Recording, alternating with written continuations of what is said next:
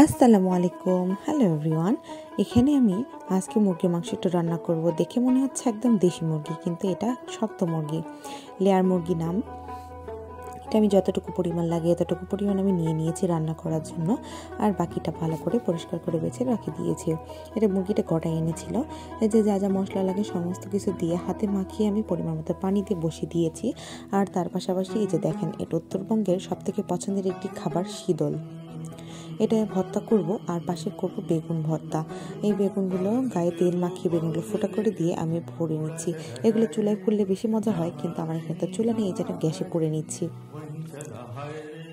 এদিকে পোড়া হচ্ছে, এদিকে মুরগির মাংসটা হচ্ছে, আর এদিকে সব কিছু তৈরি করে নিচ্ছে। আর দেখেন এই যে বাচ্চা কোলে চড়ে বসে আছে।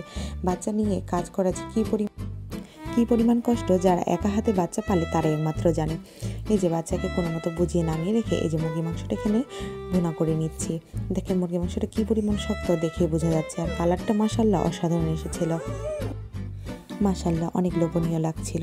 তার পাশাপাশি এদিকে যে বেগুন পোড়া হয়ে গিয়েছে, এটা আমি ঠান্ডা করার জন্য রেখেছি। আর এখানে শীতলটা জুটি করে করে নিয়েছি। যেভাবে জুটি করে ভাজা হবে, এই পদ্ধতিটা আমি একটা অপুর কাছে করে নিচ্ছিলাম, তো আমি সাথে হেল্প করছিলাম। এই যে এখানে আদা, রসুন আর মরিচ এগুলো ভেজে নেওয়া আছে শুকনো খোলায়, ওদিকে ওগুলো করা হচ্ছে। এদিকে আমি এগুলো তরকারিটা ভালো করে ভুনা করে নিচ্ছি।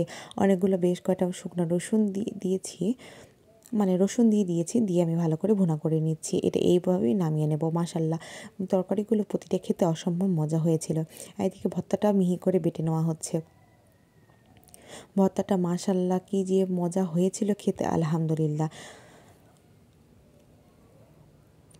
এখানে এখন পরিমাণ মতো সরিষার তেল দিয়ে ভালো করে মেখে নিয়ে নেব।